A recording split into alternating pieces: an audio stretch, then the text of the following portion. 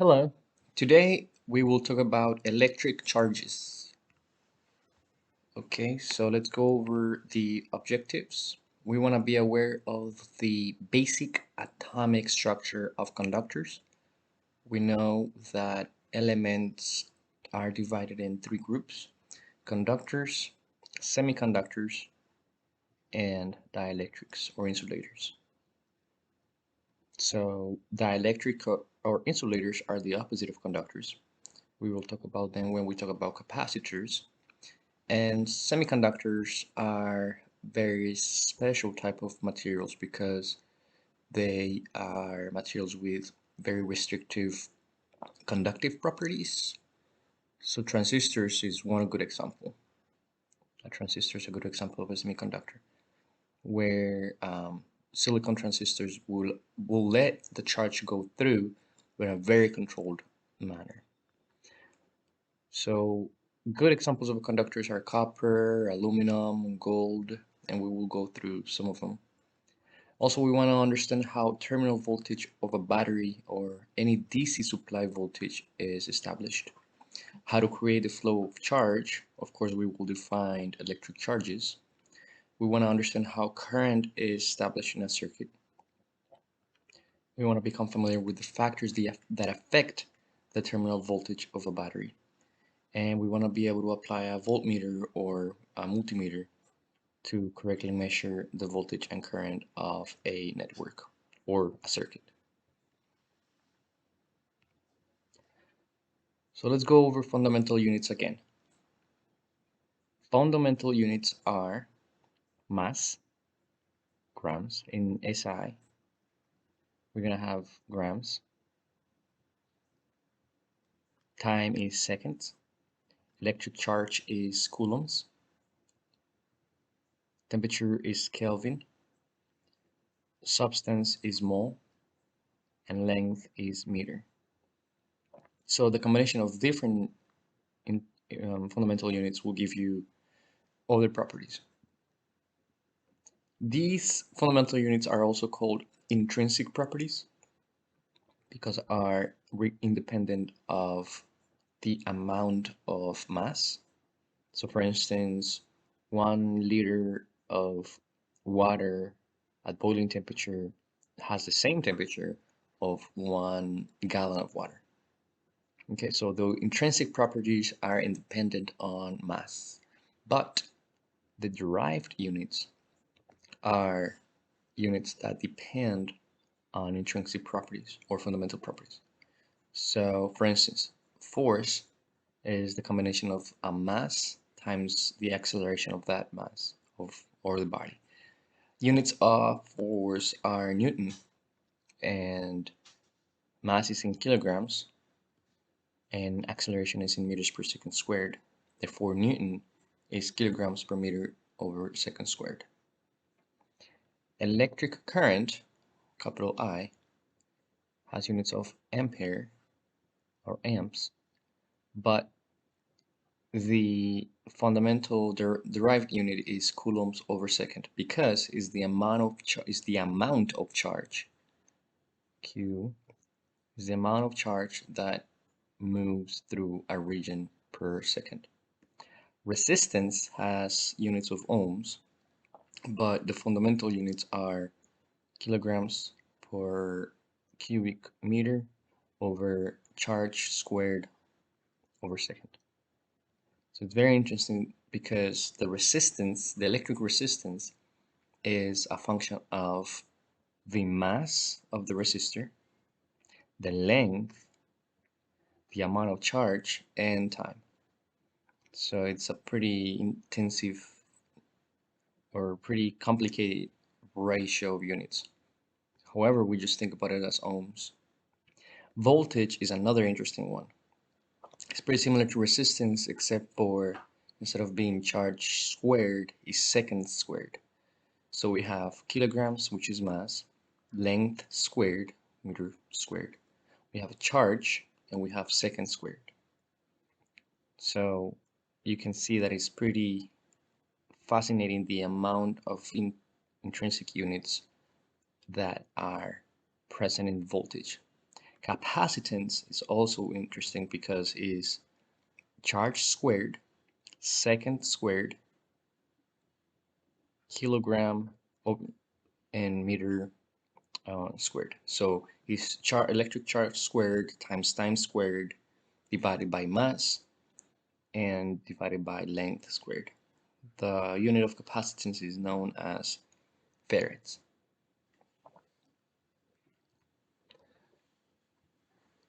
So if we have two charges, let's say charge 1 and there's another charge here with a negative sign, they will try to attract each other because of the force of electric charges, because the force present in the electric charges. Okay, so if we want to compute the force, we follow the equation that is the value of charge 1 times the value of charge 2 divided by the distance squared, all that times the fundamental constant of charge attraction.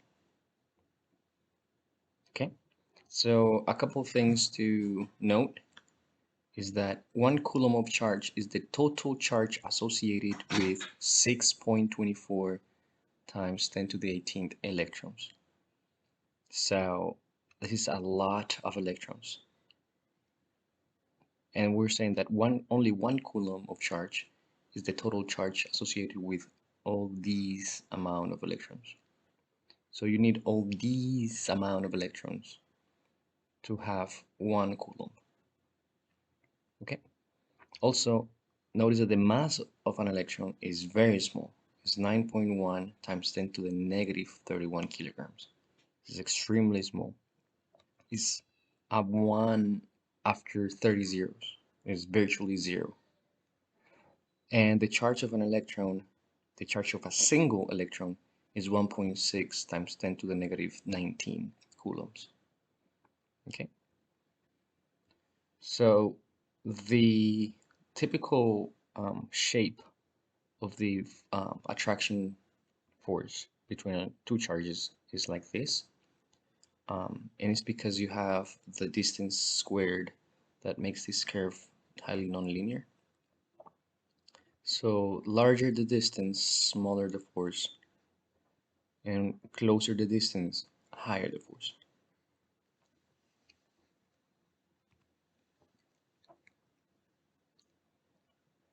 When we talk about atoms, we have to talk about their properties. So if you go to the the table of elements, periodic table of elements, we have all the chemical elements. You'll have you'll find hydrogen and helium and gold and cobalt and copper and etc. So remember that atoms have three main parts: the nucleus, the proton, and electron. And you can have many electrons and many protons. Um, in the case of hydrogen, the nucleus has only one proton and the periphery has only one electron. That's why it's the first element on the periodic table. If you go all the way to the right, we have helium, which has the nucleus has two protons, two neutrons. I guess I should say that the nucleus has neutrons, protons, and electrons. In the case of helium, you have two neutrons, two protons, and two electrons. That's why helium is one of the noble gases on the periodic table, because it's completely balanced. Same number of protons, nucleons, and electrons. In the case of copper, we have 29 protons, 29 neutrons, so it's good. They're not showing it here because they will be extremely convoluted. But then we have maximum of 32 electrons. And what happens is that you can have less than 32 electrons up, you can have 29 electrons, and the rest could be um, shared to other copper elements. So the concept is that when you have a rod made out of copper, this is a copper rod, and then you apply some voltage here and some voltage there, there are atoms all over the rod, evidently. And once we apply the potential, some of these electrons are shared, and they keep sharing the electrons with the next pair until they go out of the terminal. So the movement of current of charges is done by the movement of electrons between the atoms. Okay, so copper is a very good conductor because has many electrons to share. Atoms have different shells. The first shell for the copper atom has only 2 electrons. The second shell has 8 electrons. The third shell has 18 electrons. And the fourth shell, that's the shell that the copper atom shares electron with other copper atoms. So the concept is that the farther away from the nucleus, the easier to give an electron away. The closer you are to the nucleus, the harder it will be to give an electron away. That's why hydrogen bombs and nuclear bombs they release so much energy. That's why they release so much energy, because they are getting electrons from they're getting very close to the nucleus, and they're removing the parts of the atom. In fact, the nuclear bomb is going up to the nucleus and it's removing its core. So it requires a lot of energy to do that. Now, before we mentioned that there's an important constant called K, and K is a constant that has value 9 times 10 to the 9. And this is a constant that relates the force between the charges, or the charges with the distance between the charges. So remember that by doing this computation, k times k1 times k2 divided by distance squared, we're obtaining the force between the charges. And if the charges are pretty far away, the force between those charges to attract each other is small. If the charges are close to each other, the force is very high. That's why for the outer shells, it's easier to give an electron away than for the shells near the nucleus. So let's go over an example. What is the attraction force between two charges if the distance between them is 1 meter? Let Q1 be 1 coulomb and Q2 be 2 coulombs. So it's pretty simple. We know that the distance is 1 meter. We have Q1, Q2, and we have the value of the constant, which is always 9 times 10 to the 9 meters squared over coulomb squared. And then when we do this computation, we obtain 18 times 10 to the 9 newtons. So notice how big this force is. This is extremely big. 10 to the 9 is a lot of force. So only two charges that are 1 meter apart can have up to 18 times 10 to the 9 newtons. Okay, so I hope you visualize the amount of force that two charges can have between each other. So this is extremely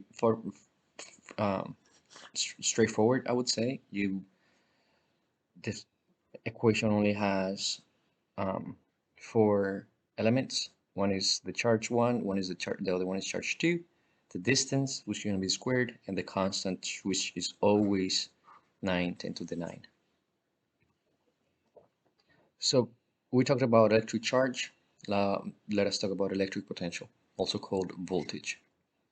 So voltage is an electric potential because the units of voltage are coulombs times joules. If you developed these units, you will get what we saw before, which is the relationship between mass and charge and distance and time.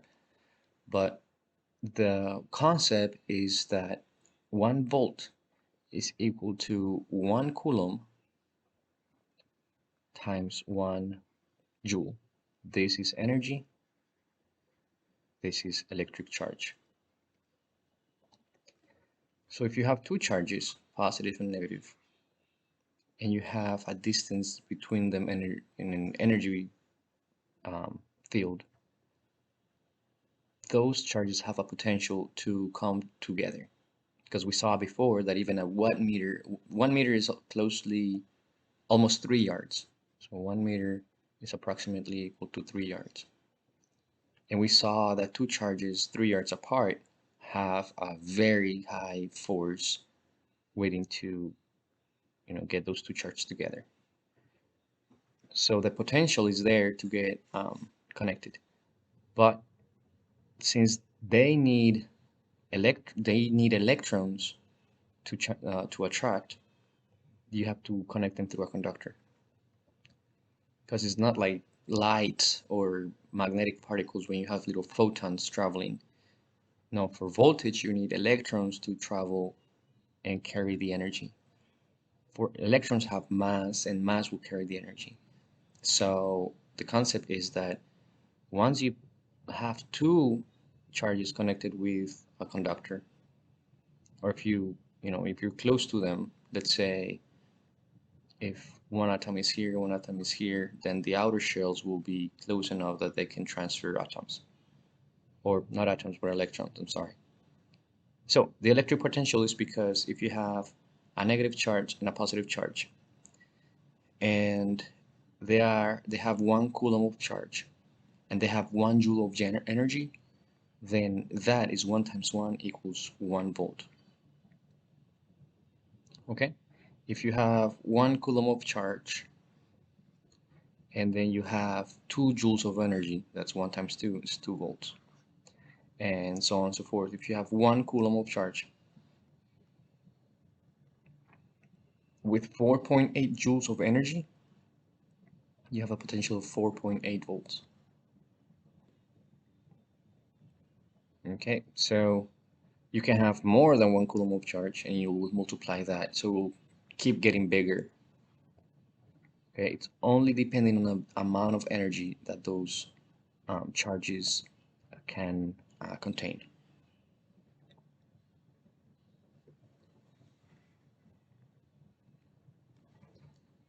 And what is electric current?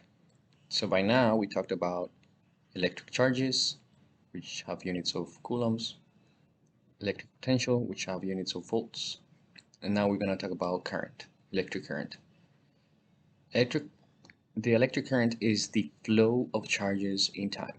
So if you have a rod of a conducting material, so copper or aluminum or gold, and you create a virtual region, which is, let's say, the diameter of the rod, and have a very thin thickness, kind of like what you would see this in calculus, a delta thickness, so a small thickness, and you were to count the amount of charges that go through that plate, that region, that thickness that covers the whole diameter in a second, the amount of charges that go through this region in a second is the electric current.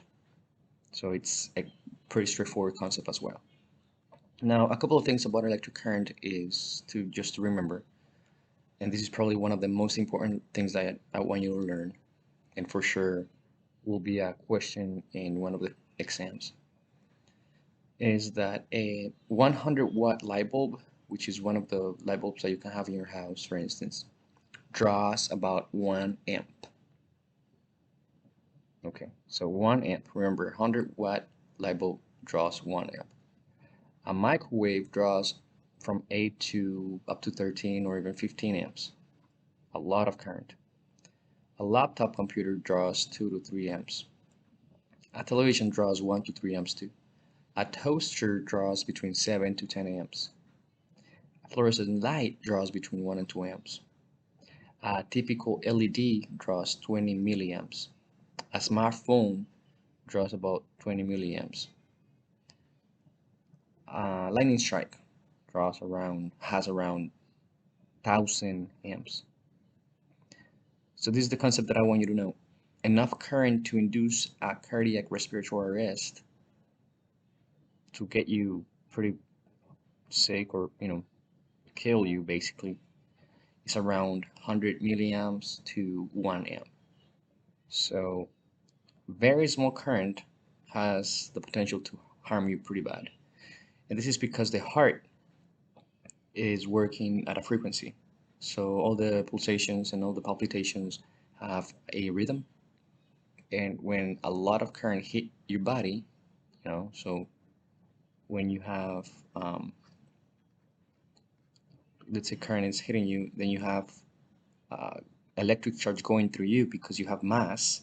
You're not a conductor, but you have mass that would let electricity go through, and that's the problem. You're not a good conductor that would let the electricity go through you. You're more like an insulator that it will polarize your particles, your atoms. Anyway, when the charge gets to your heart, the heart will have a resonant behavior, if you will, and it will start the palpitations at a different frequency.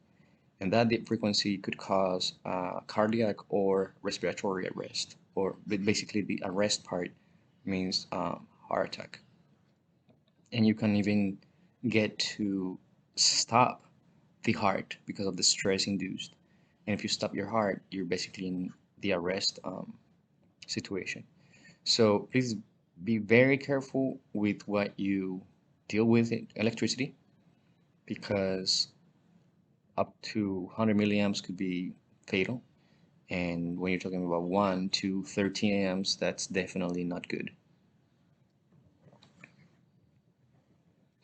All right, let's go over some examples. How much energy in electron volts, this is another interesting unit, electron volts, is required to move 1 trillion, 1 trillion is 1 million electrons through a potential difference of 40 volts. So we have a potential difference of 40 volts, 40 volts. So how much energy? First of all, energy is W is equal to the charges times voltage. Okay? And they're telling us that we have 1 trillion electrons. So 1 trillion electrons is 1 times 10 to the 12th. Remember that they're telling us 1 million, so 1 million is 1 10 to the 6 times 1 10 to the 6th. So what we do is 1 10 to the 6th plus 6, this is 12. So this is 1 trillion, a lot of electrons. And the potential is 40 volts. If you multiply these things together, you will get 40 times 10 to the 12 EV, which is electron volts. Electron volts is a unit of energy. Okay, the same way that you have watts and sometimes you have kilovolt ampere. These two things are units of energy. Well, here, electron volt is another unit of energy. How many joules of energy does the result of part A represent? Okay, so how many joules are in 40 times 10 to the 12 electron volts? Well, it's just knowing that we have to know this particular rate, that 1 coulomb are 6.242 times 10 to the 18 electrons. So 40 times 10 to the 12 electron volts divided by, we're just converting here, 1 coulomb is 6.242 10 to the 18 electrons. That gives us 6.41 microjoules. This is 6.41 times 10 to the negative 6 joules. So it's very small energy, even though these numbers here seem to be very large. Really, when you go to units of joules, which is something that we use commonly, you'll see that the energy is not that high at all. It's not such large energy after all. But you can ask, why will you use electron volts? And this is because for some applications, for some research with I don't know, lasers and things like that, the energy is so small that it makes more sense to have it in electron volts. You know, because they're basically computing things that are 41 10 to the 12 electric volt versus something that is 39 times 10 to the 12 EV. So for those applications, EV makes more sense. For us, we rarely will talk about EV. We will just work with joules mostly. Now, compare results A and B. What can you say about the use of joules and electron volts? Okay, we just did that. Why would you use EV? Some research will let you go to those levels of small energy. So, this is what we were talking about. More on electric current. This is the imaginary plane that we talked about placing on a conductor wire. This is one of the wires that you would connect to your circuit. And if you follow or count the amount of charges per second going through that plane, that will be your electric current. So when you have a battery, this one looks like a car battery. Since it looks like, let's assume it's a car battery. So this will be 12 volts generally. And then you connect your negative lead to your load, and your positive lead to your load, and your negative lead to your load. Okay. By convention, the flow of electrons happens from the negative terminal to the positive terminal. That is the convention. So from the negative terminal, the charges are leaving the battery or the source, and they are returning to your positive terminal. Okay, so you may say, well, if there's a law that says the electric charge needs to be conserved, if the electric charge needs to be conserved, how come batteries run out of power? And this is because of the voltage potential that we were talking about. The amount of charges are the same coming out of the battery versus what goes out of the battery versus what comes in. The charges are the same. So if two charges left the battery, two charges will come back at any instant. But the energy in joules coming back to the battery is not the same because some energy was used to make the light bulb to get the load to work. Okay. And also, when you have your virtual plane and you count the number of charges, what do you get? Yes, you get the electric charge. So in this very simple circuit, we have the concept of electric potential, resistance, which is the load, and electric current. So once again, remember that even small levels of current through human body can cause serious dangerous side effects. Sometimes even 10 milliamps.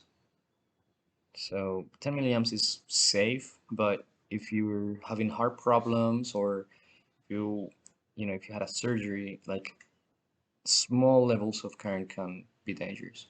If you're healthy and and you don't have any heart issues, any heart conditions, then please stay away of current that is 1 amp or above. All right, another example. Find the current in amps if 96 millicoulombs of charge pass through a wire for 8.4 seconds. So current is charges divided by time. So 96 millicoulombs divided by 8.4 is 11.43 milliamps. Extremely simple. Very, very simple. This is the one of the easiest equations you can think of. Charges divided by time is electric current. Another one. If 21.847 times 10 to the 18 electrons pass through a wire in 12 seconds, find the current. Okay, so we have our 21.847 10 to the 18th electrons, and we know that 1 coulomb has 6.242 times to the 18 electrons. What we end up having is basically 3.5 coulombs of charge. And the current is, that is the charge. The time is right here. This is the time. So 3.5 coulombs divided by 12 seconds is 0.3 basically amps, 0.29 amps. Now, for those of you who want to learn MATLAB, I created a code right here so that you can start getting familiar with programming. So in MATLAB, if you you can get MATLAB from the UNM, from the college website for software. I can post a link. And MATLAB has, any programming language has three main parts. One is the how to initialize the variables. So we're doing the variable initialization here. And then you're gonna have the computing part, which I'm gonna use a for loop.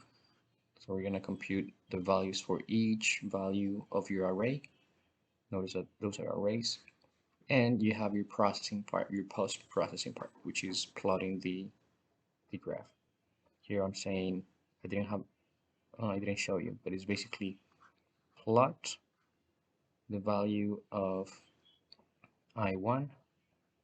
What's on the x-axis? Sorry, x-axis is time, comma I1. This will show you the plot of I1. So if you basically paste, or if you copy this code, if you copy the lines here on MATLAB, you'll be able to generate this graph. Now, for those of you who don't want to learn MATLAB now, or Python, what you can do is that you can use Excel. Okay, so let's do this. Let's do this. If we go to Excel,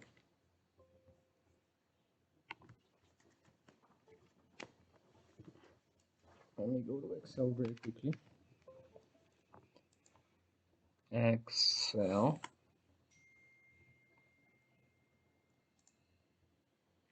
Okay, and the problem says that we have 96 coulombs. So we're gonna say Q1 is going to be 96 millicoulombs, and we're going to say that time is going to be from 0 to 12. So let's say we don't want to do 0 because if we divide by 0, then will give us a problem. So let's do 0 0.1 is going to be the smaller value, 0 0.2 and 0 0.3. And then we're going to have this column go drag the column all the way to 12 seconds or more. We can go to 15 if we want. The problem's at 12, but 15 is okay too. Okay, so we want to know what is the current. So let's say that the Q1 is 96 milliamp. So let's say is equals to 96 divided by 1,000 because it's milliamps. Nice. Okay, and the current I is Q divided by time.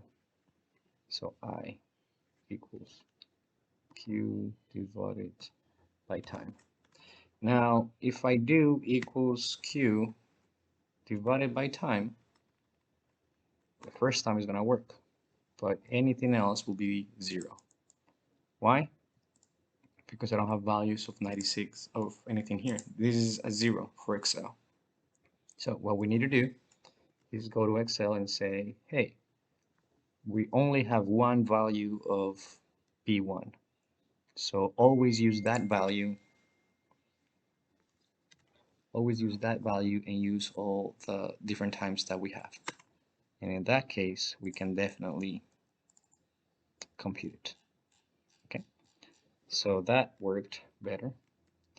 And if we plot time versus current, insert a plot, there we have it. Okay, so we can go to charts and do axis titles. Horizontal is going to be time, and vertical is going to be current in amp.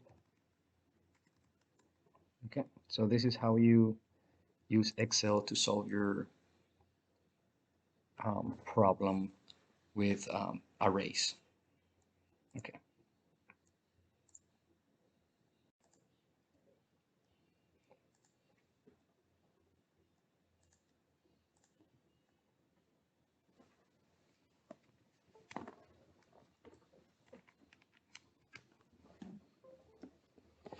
Okay, so that is how you can plot your current as a versus of your current versus time, or as a function of time, and you can use MATLAB or Excel or Python or C++, whatever you want.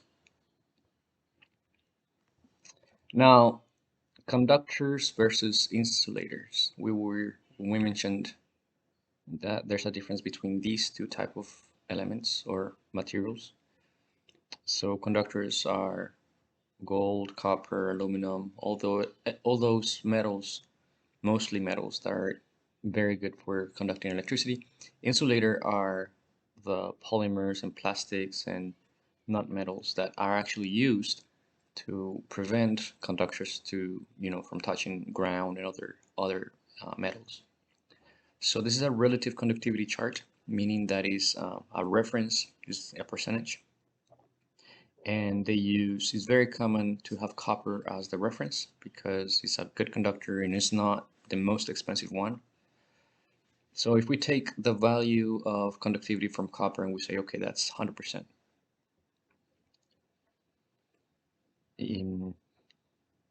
Then silver is even more conductive than copper. But of course, silver is more expensive. Also, I just want to mention something else. A lot of times when you're working with circuits, and if you have rings and a watch and things like that, jewelry basically, and they're made of silver and gold and stainless steel, be very careful. If you can, please remember to remove the jewelry before you deal with electricity, because those metals are conductive and they can conduct electricity into your body and cause a lot of damage.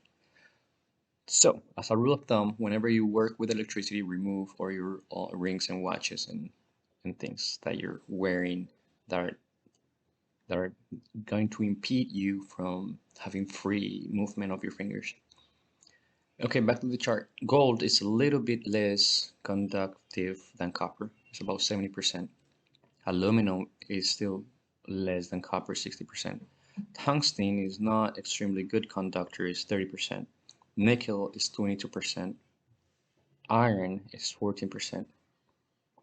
Constantan is 3.52%. Calorite is 1.44%.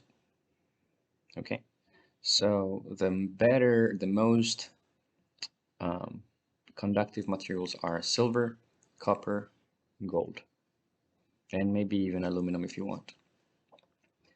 So another concept that is very important to understand is the breakdown strength.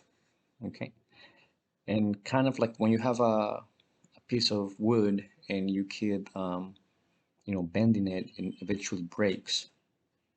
and eventually it was supposed to be flat, and you keep bending it and breaks. Something similar happens with electricity.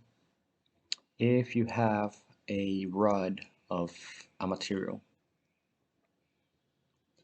and this material is not supposed to conduct electricity, so it's an insulator, and you add some electricity to it, that's okay. The electricity will just be placed in some of these atoms and get polarized. The atoms will get polarized, and that's okay. But the electricity will not flow to the other end, it will stay here. That's the job of an insulator. That's why for conductor wires, we place an insulator or an insulating jacket around so that wire doesn't touch other stuff and catches on fire. But if the insulator has a lot, if you apply a lot of voltage to the insulator will break. That breaking point is called the breakdown strength. So in kilovolts per centimeter, so we're saying in 1,000 measurements of 1,000 volts per centimeter, in other words, that is an electric field of potential the potential over length, right? So if the insulator is 1 centimeter, and what would be the amount of kilovolts to break it? So 1 centimeter of insulating material. So if you have 1 centimeter of of air, if you place air in a container that is 1 centimeter long, you would need 30 kilovolts to break down the air. And that's what happens in thunderstorms. That is so much potential that when it breaks through the air, it makes it to ground. Porcelain is another good conductor, insulator, and it requires us 70,000. Remember, this is kilovolts. So 70,000 volts per centimeter to break the insulating part of porcelain. Okay. So what does it mean if you have more than 1 centimeter? If you have 2 centimeters? Okay. So now that you would require twice as much potential. Some type of oils are also good insulators, and they have some oils have up to 140,000 kilovolt strength. Rubber has a lot of strength. That's why they use rubber for insulating wire. Paper is extremely good insulating material. Teflon is very good. Needs 600,000 volts per centimeter to break uh, the material. Glass is extremely good insulator as well. 9,000 volts. So this is a lot of voltage. Mica is a good insulator. It's excellent. It's 2,000 times 10 to the 3 kilo. So 2,000 kilovolts per centimeter to break the material.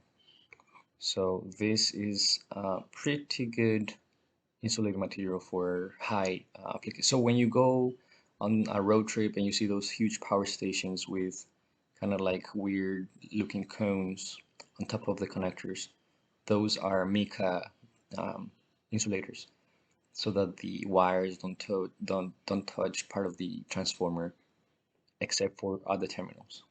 Okay. So electric conductivity, we know, or we're trying to learn, that the electric conductivity is the opposite of resistivity. So one thing is resistance, resistance, which is what we get from ohms in a resistor. But resistance comes from resistivity. In fact, this is the resistance, capital R, and resistivity is a property of the material. Sorry, so resistance is a property of the material, resistivity is a property of the geometry. So if you have, in other words, resistance is intrinsic. Okay, the resistance of carbon is X. The resistance of gold is Y. Whatever it is, we'll look at the table in a minute. But if you have a geometry, again, if you look at a rod, this has a length, and of course, if you look at this from your front view, this has a diameter. So the area of this circle and the length of the rod completely characterizes the geometry. Well, that times the resistance is the resistivity. And there's a difference now because we want to completely characterize depending on length and depending on diameter. So dealing with electricity, we need to be very careful. That's why resistivity is so useful, because we know what's the resistance of this material, if this is carbon versus if this is mica. But now, given the area and the length, we want to say, oh, okay, well, it's more expensive to have 2 meters of mica than 5 meters of carbon, whatever it is. The opposite, so 1 over resistivity, is conductivity. It has the letter sigma. So the conductivity of different types of um, materials are the most conductive of all, no surprise, the metals. Has 10 to the 10 to the 8 ohms per meter. Ohms meter. Okay, this is logarithmic scale. So it jumps pretty, it's not linear. It goes from 1 to 1,000 to 10,000 to 100,000, etc. Metals are the most conductive materials. And up here will be copper, and over here will be tungsten. All right, then ceramics are very bad conductive or very bad conducting materials, but are high resistivity and low conductivity. Metals have high conductivity but low resistivity. Polymers, which are or chains of like polymers are chains of carbons and hydrogens and some organic materials. So these ones have high resistivity and low conductivity. And semiconductors are in between. So for instance, these two groups are insulators, and this is the semiconductor group, which you can have silicon and phosphorus, etc. And then metals are the conductors. Okay, so 10 to the negative 20 ohms per meter is extremely bad conductor. So it's a very good resistor. Okay, I wanted to show you a very fancy application that is pretty popular by now, and that is how to create, how to obtain energy from solar energy. And the thing that I wanted you to realize is that the cells, photovoltaic cells, am I saying that right? Is photovoltaic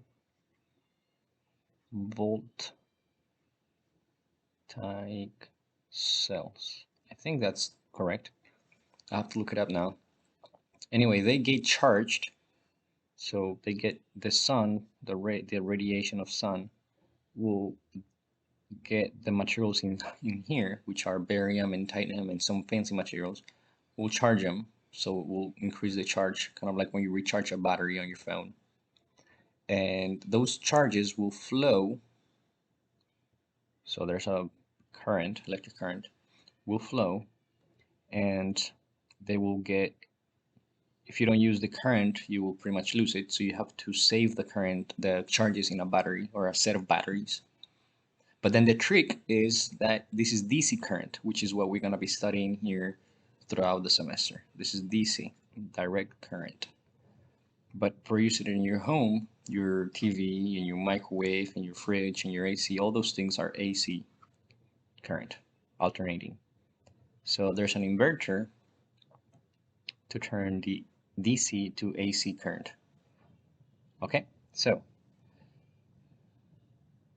in general, the DC voltage sources can be divided in three types: the batteries, electromechanical, and power supplies. Okay, so power supplies is basically what we would use in like for a lab or something, that you connect the power supply to the wall, and then you can tune what voltage you want, 12, 24, etc. And electromechanical is by generators. So batteries are extremely important, and now there's a lot of research on how to create batteries for cars and for buildings, and a lot of lithium batteries, cobalt batteries, etc. So we have primary cell battery, which is non-rechargeable, and those are the common ones that you see on grocery stores, and they're everywhere. You have the 6 volt 26 amp hour, you have the 6 volt 52 amp hour, the 6 volt 26 amp hour, the 1.5 volt 18 amp hour, 1.5, more 1.5. You have the 9 volt 625 milliamp hour, and you have the triple A, which is super common, 1.5 1250 milliamp hour. We'll see how to rate the milliamp hour part. Then you have the secondary cell, which are the rechargeable, and in the rechargeable we have three groups. We have lead acid. Okay, so in this part we have, of course, the negative and positive terminal. They have a cover, then the electrolyte reservoir, and then the separators and the cells, which have their own potential. We also have the nickel metal hydride, which are very common. These are, you can buy these basically at Walmart and Amazon, and they're super common. You use them and then you just plug into the wall and recharge them. And if you see here, the difference is that, for instance, if you go to what is this, a triple A, this one is, it didn't show, but a non-rechargeable one is 1250 milliamp. A rechargeable one is only 750 milliamp hour. So yeah, you get to recharge it again, but you get less power out of it. Even the 9 volt, the 9 volt here is 625 milliamp hour, and then the 9 volt, I said 6, the 9 volt is 625 milliamp hour for non-rechargeable. The rechargeable type will give you 9 volts, but only at 150 milliamp hour. So yeah, you definitely have to recharge it more often because you get less energy. Okay, so let's look at a 12 volt. Do we have a 12 volt here? No. What about a 1.2 volt, sorry, because the 12 volt is for the car battery. Let's 1.5, 1.5. No. Well, the double A, okay, the non-rechargeable is 1.5. Here, the rechargeable is 1.2. And this one is 2850 milliamp hour. And this one doesn't show, but this one is 1850 milliamp hour. Okay. And then there's the third type, which is the lithium ion, which is very, very, very good. This is what, the iPhone has, and the Samsung. This is kind of like the latest technology, I would say, this one, lithium ion. And then in this case, for instance, you can have 3 volt with a 5000 milliamp hour. Okay, so very nice, very good technology. So what is that deal with the ampere hour? The ampere hour is a rating for life. It's the amount of hours that you can use your equipment. So ampere hour rating divided by the current drawn, it gives you the amount of hours that you can use your equipment. For example, how long will a 9-volt transistor battery with an ampere hour rating of 520 milliamp ampere hour provide current for a 20 milliamp application? So we know that life is ampere hour divided by the current. What is the current? 20 milliamps. What is the rating for the battery? 520. So the life is 120 divided by 20 is 26 hours. So if this is a flashlight, you will have a flashlight for 26 hours. Okay, how long can a 1.5 volt flashlight battery provide a current of 250 milliamp to light the bulb of the ampere hour rating of 16 amp hour? Okay, so 1.5 volts, not important here. It's just telling us what type of battery. But what's important is the ampere, the current drawn, and the rating of the battery. So it's asking for how long. It's also asking for life, for hours. How long in hours? Provide current of 250 milliamps. So we know that that will be the amount of current drawn and 16 ampere hours. Okay, so 16 divided by, and this is milliamps, remember, 10 to the negative 3. This was milliamps too, and I can see right here. So 16 divided by 250 milliamps is, remember, 16 divided by 250 times 10 to the negative 3, 64 hours. Okay, so that's why ampere hours is so important, because it tells you for how long you can use your battery. Okay, so this is a similar concept. So basically it's telling us the ampere hour rating, the capacity. Okay, so if you notice the vertical curve, the vertical axis is ampere hours, and the horizontal axis is the current that you use for your application. So if you're using a flashlight that uses 25 milliamps versus if you're using a radio that uses 400 milliamps. So of course that you're gonna have more hours of operation if you use less current, and you're gonna have less hours of less life if you use more current for your application. But also something that is not very intuitive is that batteries have a temperature, a nominal temperature of operation. So when it's very, very cold, charges don't want to move as much. So you get less life than when you're at room temperature or even in a warm condition where charges like to flow better. So something that is not very evident but is true is that the battery's performance will be affected by the temperature. So in the winter, be careful, pack spare batteries.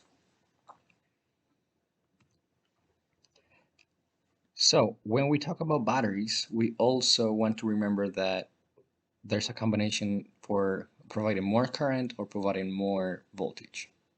So that's why certain equipment, certain applications will require more than one battery. So if you take a 1.5 battery pack or single battery and you measure with your multimeter from both leads, you will find that you have 1.5 volts. But if you add a second battery in series, when you connect your positive to your negative, and you connect from your ground to the end of your second battery, then you have 3 volts. Because in series, the voltage potential of the battery will basically add up. Okay.